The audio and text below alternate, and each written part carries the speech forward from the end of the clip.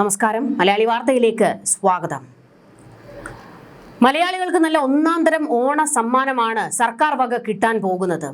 ഓണം അങ്ങോട്ട് കഴിയുന്നത് മുതൽ മുണ്ട് ഒന്ന് മുറുക്കി ഉടുത്തുകൊള്ളുക, എന്നിട്ട് പണിയെടുക്കണം. എന്തിനാണെന്നല്ലേ? കടം തീർക്കാൻ. നമ്മൾ ഉണ്ടാക്കി വെക്കുന്ന കടമല്ല, സംസ്ഥാനം ഉണ്ടാക്കി വെക്കുന്ന കടം തീർക്കാനാണ് നമ്മൾ ഇനി പണിയെടുക്കേണ്ടി വരിക. പിണറായി വിജയൻ എന്താണോ കാണിച്ചിരുന്നത് അതേ പാതയിൽ തന്നെയാണ് വി.ഡി. സതീശൻ മുഖ്യമന്ത്രിയും മുന്നോട്ട് പോകുന്നത്. പൂക്കി കളിച്ച് പൂക്കിത്തരം കുറച്ച് കൂടുന്നുണ്ട് എന്ന് മലയാളികൾ മുഖ്യമന്ത്രിക്ക് മറുപടി കൊടുത്തുകൊണ്ടിരിക്കുകയാണ്. അതായത് കടത്തിന്മേൽ കടമാണ് നമ്മൾക്ക് തലയ്ക്ക് മുകളിലുള്ളത്. ഇപ്പോൾ കയറിയ സർക്കാർ വീണ്ടും നമ്മളെ കടക്കെണിയിലേക്ക് തള്ളിയിടുകയാണ്. ഇതാണ് ഞാൻ പറഞ്ഞത്. പിണറായി വിജയൻ എന്താണോ ചെയ്തിരുന്നത് അതേ പാതയിലൂടെ തന്നെ വി.ഡി. സതീശൻ പോകുന്നു എന്നുള്ളത്. ഒരു മാറ്റവും സംഭവിക്കാൻ പോകുന്നില്ല എന്നുള്ളതാണ് വ്യക്തമാകുന്ന ഒരു ചിത്രം. കേരളം 2200 കോടി രൂപ കടമെടുക്കുന്നു. ഓണച്ചെലവ് നേരിടാൻ എന്ന കാരണം പറഞ്ഞാണ് UDF സർക്കാർ വീണ്ടും കടമെടുക്കാൻ പോകുന്നത്. കടപ്പത്ര ലേലം ചൊവ്വാഴ്ച നടക്കും. ശമ്പളം, പെൻഷൻ, ക്ഷേമ പെൻഷൻ, ബോണസ്, ഉത്സവ ഭത്ത എന്നിവ ഉൾപ്പെടെ ഏകദേശം 10,000 കോടി രൂപയാണ് ഓണക്കാലത്ത് ചെലവാകും എന്നാണ് പ്രതീക്ഷിക്കുന്നത്. ഈ പശ്ചാത്തലത്തിലാണ് 2200 കോടി രൂപ കൂടി കടമെടുക്കാൻ പോകുന്നത്. ഇവിടെ ഓണക്കിറ്റ് എല്ലാവർക്കും കൊടുക്കുന്നില്ല. മഞ്ഞക്കാർഡുള്ള ആൾക്കാർക്ക് മാത്രമാണ് ഈ ഓണക്കിറ്റ് കൊടുക്കാൻ പോകുന്നത്. എന്നിട്ടും ഇത്രയും കോടി എന്തിന് കടമെടുക്കാൻ പോകുന്നു എന്നുള്ള ഒരു ചോദ്യം ഉയർന്നു വരുന്നുണ്ട്. സർക്കാർ എന്തെങ്കിലും ഒരു മാറ്റം ഈ സർക്കാരിന്റെ കാലത്തെങ്കിലും ഉണ്ടാകും എന്നാണ് പ്രതീക്ഷിച്ചത്. എന്നാൽ പണ്ടുള്ളതിന്റെ അതേ മാതൃകയിൽ മുന്നോട്ട് പോകുകയാണെന്നും ഒരു മാറ്റവും ഉണ്ടാകാൻ പോകുന്നില്ല എന്നും കടക്കെണിയിൽ ഞങ്ങൾ ഇവിടെ കിടന്ന് ചാകട്ടെ എന്നുമാണ് മലയാളികൾ ഈ വാർത്തകൾക്ക് താഴെ വന്ന് കമന്റ് ഇട്ടുകൊണ്ടിരിക്കുന്നത്. വലിയ രോഷപ്രകടനമാണ് ജനങ്ങളിൽ നിന്ന് ഉണ്ടായിക്കൊണ്ടിരിക്കുന്നത്.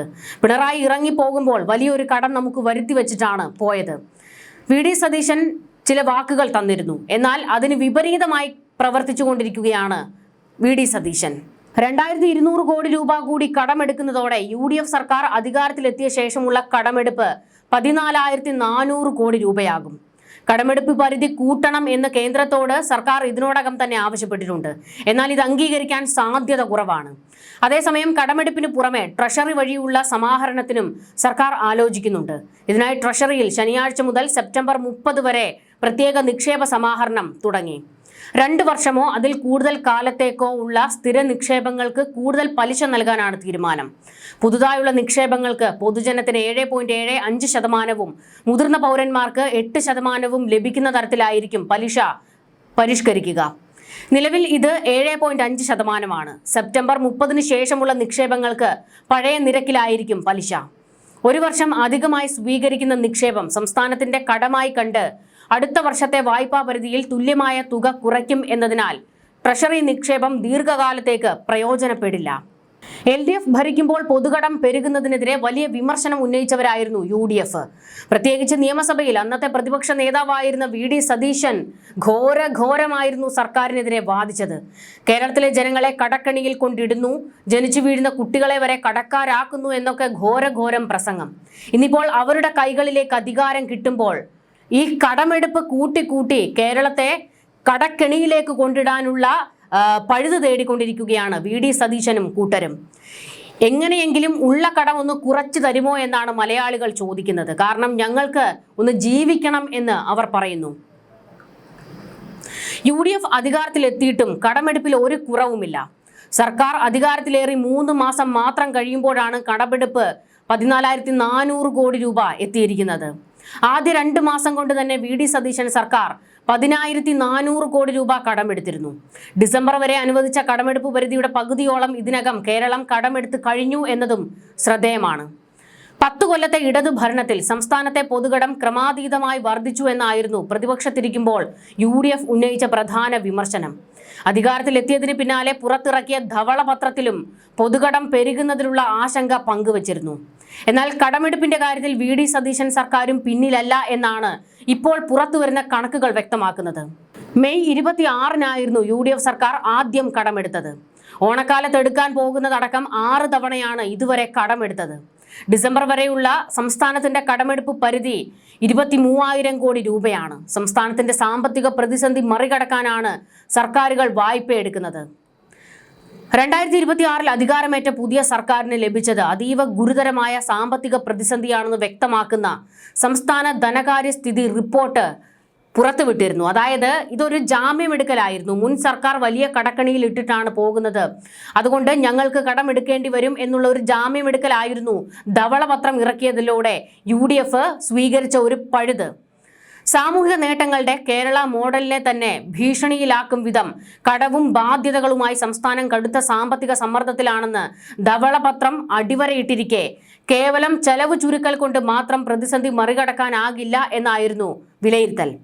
ധവളപത്രത്തിലും കടമെടുപ്പിനെയും കേരളം കടത്തിൽ മുങ്ങിക്കിടക്കുന്നതിനെയും വലിയ ആശങ്കയോടെ കണ്ടവർക്ക് കടമെടുപ്പ് പരിധി കുറയ്ക്കുന്നതിന് വേണ്ടിയുള്ള എന്തെങ്കിലും നീക്കം സ്വീകരിച്ചുകൂടെ എന്നുള്ളതാണ് ജനം ചോദിച്ചുകൊണ്ടിരിക്കുന്നത്. ഈ സർക്കാരിന് മുന്നിൽ വെല്ലുവിളികളുണ്ട്, ഇല്ല എന്നല്ല. പക്ഷേ ജനങ്ങളെ പിഴിഞ്ഞ് എത്ര കാലം ഇങ്ങനെ അവരുടെ ചോര ഊറ്റി കുടിക്കും? എന്തെങ്കിലും ഒരു മാറ്റം വേണ്ടേ? മാറ്റത്തിന് വേണ്ടിയല്ലേ ജനങ്ങൾ വോട്ട് ചെയ്തതും നിങ്ങളെ അധികാരത്തിൽ എത്തിച്ചതും?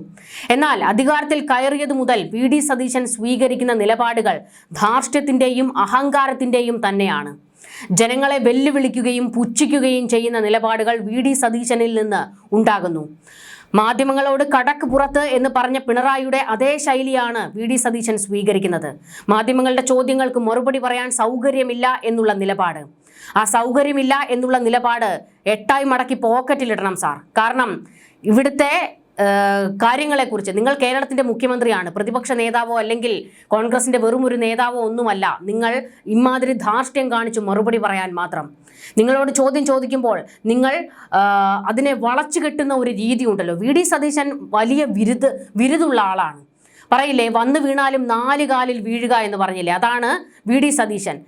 ഒരു ചോദ്യം വന്നാൽ തനിക്ക് അത് ക്ഷീണമുണ്ടാക്കുന്നതാണ് എന്ന് കണ്ടു കഴിഞ്ഞാൽ അതിനെ വളച്ചൊടിക്കാൻ നല്ല കേമനാണ് VD സതീശൻ. പക്ഷേ നിങ്ങളൊന്ന് ഓർക്കുക, ഇതൊക്കെ കണ്ടും കേട്ടും ഇരിക്കുന്ന ജനങ്ങളുണ്ട്. നിങ്ങളെക്കാൾ വിരുതുള്ള മനുഷ്യർ ഈ നാട്ടിലുണ്ട്. അവർ നിങ്ങളെയൊക്കെ ചോദ്യം ചെയ്യാൻ ഇറങ്ങുക തന്നെ ചെയ്യും. VD സതീശന്റെ ധാർഷ്ട്യവും അഹങ്കാരവും ഒന്നും അധിക കാലം മുൻപോട്ട് പോകില്ല എന്ന് ജനങ്ങൾ തന്നെ മറുപടി നൽകുന്നുണ്ട്. എന്തെങ്കിലും ചോദ്യങ്ങൾ ചോദിക്കുമ്പോൾ എനിക്ക് മറുപടി പറയാൻ സൗകര്യമില്ല എന്നൊക്കെ പറയാൻ മാത്രം VD സതീശന്റെ കുടുംബത്തിലെ കാര്യങ്ങളൊന്നും ഇവിടെ ആരും ചോദിക്കുന്നില്ല. അങ്ങനെ ചോദിക്കുകയാണെങ്കിൽ പറയാൻ സൗകര്യമില്ല എന്ന് പറഞ്ഞുകൊള്ളൂ. പക്ഷേ സംസ്ഥാനത്തെ ബാധിക്കുന്ന കാര്യങ്ങളെക്കുറിച്ച് ചോദ്യം ചോദിക്കുമ്പോൾ അതിന് ഉത്തരം പറയേണ്ട ഉത്തരവാദിത്വം നിങ്ങൾക്കുണ്ട് സാർ. കാരണം നിങ്ങൾ മുഖ്യമന്ത്രിയാണ്. കടുത്ത പണഞ്ഞെരുക്കത്തിലായ ഖജനാവിന് ശമ്പളവും പെൻഷനും പലിശ അടവുകളും നൽകാൻ വീണ്ടും പുതിയ വായ്പകളെ ആശ്രയിക്കേണ്ടി വരുന്നത് ആവർത്തിക്കുന്ന കടക്കണിയിലേക്കാണ് സംസ്ഥാനത്തെ കൊണ്ടെത്തിക്കുന്നത്. വായ്പാ തുകയുടെ വലിയൊരു വിഹിതവും ദൈനംദിന റവന്യൂ ചെലവുകൾക്ക് പോകുന്ന രീതി മാറ്റണം എന്നതാണ് ഏറ്റവും പ്രധാനപ്പെട്ടത്. ഇതിനാകട്ടെ കടുത്ത രാഷ്ട്രീയ തീരുമാനങ്ങൾ വേണ്ടിവരും. കഴിഞ്ഞ ഒരു ദശാബ്ദ കാലത്തെ കണക്കുകൾ പരിശോധിച്ചാൽ സംസ്ഥാനത്തെ ഖജനാവ് RBI വായ്പകളെ അമിതമായി ആശ്രയിക്കുന്ന രീതി പ്രകടമാണ്. 2024 125 ദിവസവും 2025 262 ദിവസവും സംസ്ഥാനം റിസർവ് ബാങ്കിൽ നിന്നുള്ള താൽക്കാലിക വായ്പകളെയാണ് ദൈനംദിന ചെലവുകൾക്ക് ആശ്രയിച്ചത്. 2024-25 സാമ്പത്തിക വർഷം 10 മാസവും ട്രഷറിയിൽ നെഗറ്റീവ് ബാലൻസ് രേഖപ്പെടുത്തിയത് ധന മാനേജ്മെന്റിലെ പോരായ്മകൾ അടിവരയിടുന്നത് തന്നെയായിരുന്നു. ഓരോ വർഷവും മാർച്ച് മാസം അവസാനം പൊതുവിപണി വായ്പകൾ എടുത്താണ് ട്രഷറി ബാലൻസ് പോസിറ്റീവായി കാണിക്കുന്നത്. ഈ താൽക്കാലിക ക്രമീകരണങ്ങൾ പുതിയ സാമ്പത്തിക വർഷത്തിന്റെ ആദ്യ ആഴ്ചകൾ തന്നെ ഇല്ലാതാകുകയും ചെയ്യും. ഇത്തരം കണ്ണിൽ പൊടിയിടുന്ന കണക്കുകളിലെ കളികളിലും കാര്യമില്ല. മുൻ സർക്കാർ അവതരിപ്പിച്ച ബജറ്റുകളിലെ അശാസ്ത്രീയ കണക്കുകൂട്ടലുകളും യാഥാർത്ഥ്യവുമായി പൊരുത്തപ്പെടാത്ത അനുമാനങ്ങളും സംസ്ഥാനത്തിന്റെ ധന ആസൂത്രണങ്ങളെ വലിയ രീതിയിൽ പ്രതിസന്ധിയിലാക്കിയിട്ടുണ്ട്. ആ പിഴവുകൾ VD സതീശൻ ആവർത്തിക്കാതിരിക്കാനാണ് ശ്രമിക്കേണ്ടത്. കാരണം ഇവിടുത്തെ ജനം വലിയ സാമ്പത്തിക പ്രതിസന്ധി നേരിടുന്നുണ്ട്. മനുഷ്യർക്ക് അവരുടെ കുടുംബം മുന്നോട്ട് കൊണ്ടുപോകണമെങ്കിൽ പ്രതിസന്ധി നേരിടുന്ന ഒരു കാലഘട്ടത്തിൽ ഈ സർക്കാരും ഈ ഭരണകൂടവും കൂടി അവരെ കടക്കണിയിലേക്ക് തള്ളിയിട്ടാൽ എങ്ങനെയിരിക്കും? ഞങ്ങൾ വന്നാൽ എല്ലാം മാറ്റമുണ്ടാകും, എല്ലാത്തിലും മാറ്റമുണ്ടാകും എന്ന് പറഞ്ഞാണ് നിങ്ങൾ അധികാരം പിടിച്ചത്. പക്ഷെ അധികാരത്തിൽ കയറിയിട്ട് ഈ പഴയ വീഞ്ഞ് പുതിയ കുപ്പിയിലാക്കുന്ന പണിയുണ്ടല്ലോ, അതാണ് VD സതീശൻ സർക്കാരും കാണിച്ചുകൊണ്ടിരിക്കുന്നത്. ന്യൂസ് ഡെസ്ക് മലയാളി വാർത്ത.